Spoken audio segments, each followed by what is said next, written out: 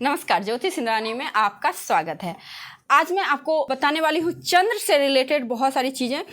अगर आपका चंद्र खराब है यानी कि मन खराब है, देखिए दो ही चीज़ जो हमारे लाइफ में बहुत इंपॉर्टेंट होता है, एक सूर्य एक चंद्र। सूर्य आपका आत्मा के कारक हो गए और चंद्र हो गए मन के कारण।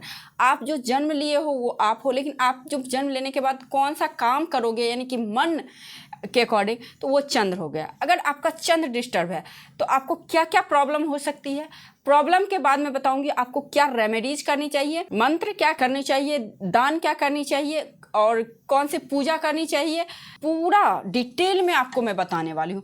और इस रेमेडीज को करके मुझे कम से कम 21 दिन आप कीजिए, फिर मेरे से बात करना आप लोग कि रिलीफ मिला है कि नहीं। 100% मिलता है जो भी मैं रेमेडीज आपको बता रही हूँ, बस मेरे बताए अनुसार आप तरीके से कीजिएगा। देखिए चंद्र हमारा मन होता है और जो भी चंद्र से जो उत्पन्न पीड़ा होती है ना, बहुत ही खतरनाक होती है।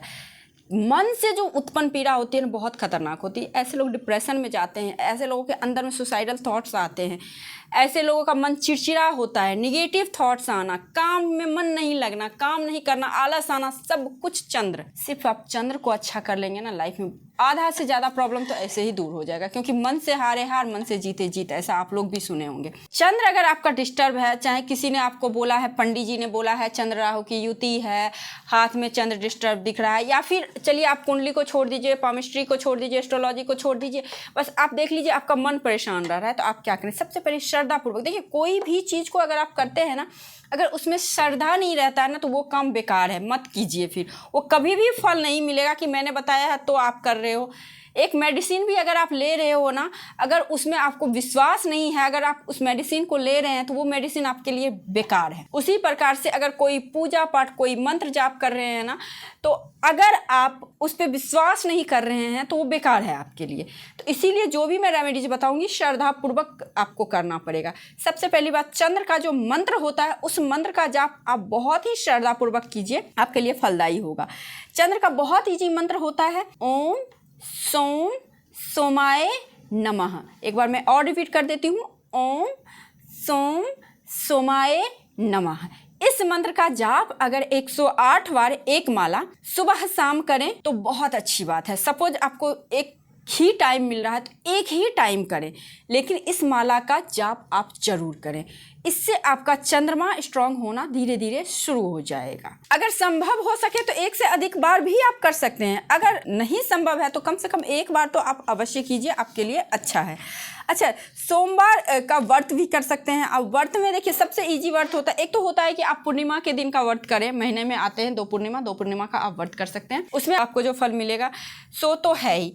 उसके बाद भी अगर आप कर सकते हैं तो शुक्ल पक्ष से जो स्टार्ट होता है ना, 16 सोमवार, किसी भी शुक्ल पक्ष के सोमवार को आप देख लेना, शुक्ल पक्ष का जो सोमवार आएगा उस सोमवार को आप शुरू कर सकते हैं।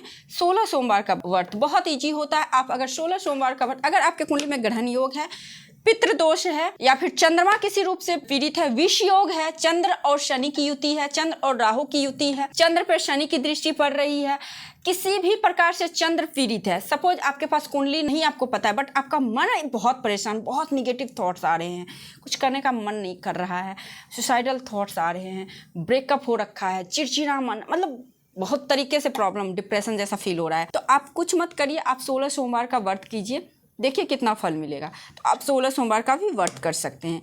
और सबसे बड़ी बात है, डेली शाम के टाइम में गोधूली बेला, जिसको हम लोग बोलते हैं, रात दिन का जो मिलन होता है उसको हम लोग, रात और दिन का जो बीच का समय होता है जिस समय मिलन का समय होता है, गोधूली बेला। जैसे कि आप गांव में देखते होंगे, यहाँ दिल्ली वगैरह में तो नहीं आपको दिखेगा, गांव में जब गाय जो है ना घास चर के अपने घर को आती है ना, तो पूरे झुंड में आती है। झुंड में जब आती है ना तो उसके जो पैर से मिट्टी उड़ती है तो आसमान बिल्कुल धुंधला टाइप में हो जाता है, तो इसलिए उसे हम लोग गौ धूली बेला बोलते हैं। गौ के पंजे से एकदम धूल को भर देना, तो उस टाइम में, जिसको कि रात दिन का मिलन भी बोलते हैं, जिस टाइम प्रहलाद को बचाया गया था, हिरण्यकश्यप का वध हुआ था, तो वो जो टाइम होता है ना, बहुत शुभ टाइम होता है ना। तो उस टाइम में आप शिव जी का मंदिर जाइए। देखिए शिव जी का पूजा आप जितना अधिक कर सकते हैं उतना अच्छा मन आपका स्ट्रांग होगा। क्यों होगा, इस चीज़ को लॉजिक समझिए। शिव जी की जटा में जो है ना चंद्रमा है, मतलब मन बहुत चंचल है, बहुत ज़्यादा मन चंचल है। अगर उसको कंट्रोल नहीं किया जाए तो अनलिमिटेड कहीं भी किसी भी तरह से वो सोच सकता है, जा सकता है। इसी इसीलिए शिव जी उसको अपने जटाओं में कंट्रोल करके रखे हुए हैं। इस तरह से समझें। और बहुत सारे लॉजिक हैं, बट आपको मैं एकदम साधारण भाषा में समझाने की कोशिश कर रही हूँ। अगर आपको मन को कंट्रोल करके एक अच्छी स्थिति में उसको चलाना है तो आप शिव जी के उपासक बनिए, शिव जी का पूजा कीजिए। शिव जी का पूजा करने के लिए आपको, भोलेनाथ हमारे बहुत भोले हैं, ठीक है, उनको ज़्यादा कुछ करना नहीं होता है, बस श्रद्धा से बस उनका दर्शन तक कर लीजिए, आपका बहुत अच्छा दिन जाएगा। तो शिव जी का सबसे अच्छा मंत्र होता है नमः शिवाय, जिसमें कोई भी रूल रेगुलेशन नहीं होता है। आप नमः शिवाय का जाप डेली सुबह शाम कीजिए।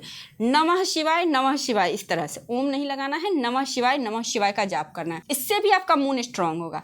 शिव मंदिर जरूर जाइए, शिव मंदिर में दर्शन जरूर कीजिए, माथा टेकिए, वहाँ पे आपको थोड़ी देर बैठ के शिव जी के सामने आराधना कीजिए, वहाँ पे पाठ करिए या फिर नमः शिवाय का जाप ही 108 बार कर लीजिए शिव मंदिर में।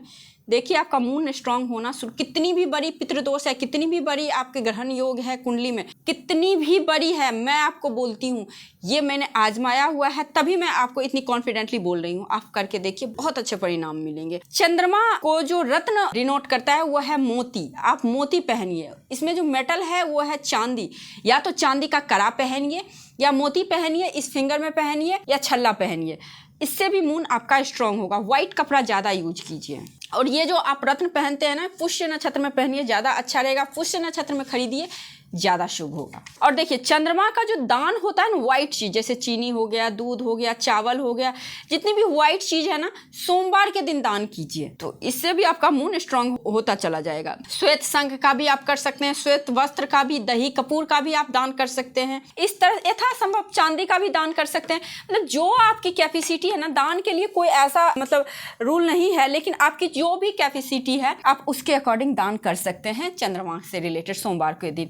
तो इससे आपका मूड स्ट्रांग होगा। चलिए, ये तो हो गई कि चलिए आपको कहीं शास्त्र में भी लिखा हुआ मिल जाएगा कि आप इस तरह से। लेकिन एक चीज़ मैं आपको बता रही हूँ, ये मेरा पर्सनल एक्सपीरियंस भी है और मैंने बहुत सारे अपने व्यूअर्स को, मैं बहुत सारे क्लाइंट को भी मैंने बताया है, जिनको मेरे ऊपर विश्वास है, उनको ये फ़ायदा हुआ है। ये सारी चीज़ आप ज़रूर कीजिए, आपको भी फ़ायदा होगा।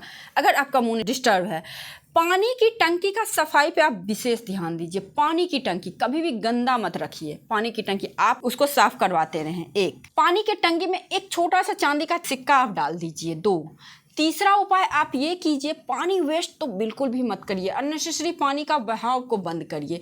ज़रूरत हो तभी पानी को बहाइए, बिना ज़रूरत का पानी वेस्ट बिल्कुल भी मत कीजिए।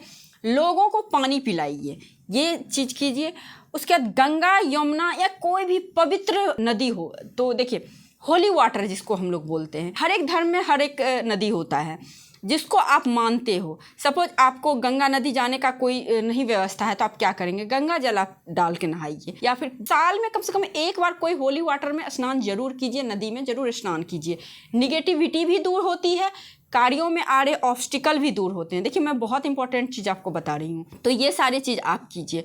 उसके बाद घर में जो पूज्य स्त्रियां होती है, जैसे माता हो गई, दादी हो गई, नानी हो गई, सासू माँ भी हो सकती हैं, मतलब जो भी बुजुर्ग स्त्रियां जो होती है उनका आप सेवा कीजिए, उनको रिस्पेक्ट दीजिए। हर एक रिश्ता हमारे ग्रह को रिप्रेजेंट करता है। हमारे लाइफ में हर एक रिश्ता हमारे ग्रह को रिप्रेजेंट करता है, तो ये चीज़ आप करके देखिए। उसके बाद चांदी की अंगूठी पहनिए, ये तो मैंने बता ही रखा है। और साथ ही साथ रात में दूध का सेवन मत कीजिए। आप अगर इस तरह से करते हैं तो आपका मूड स्ट्रांग होगा।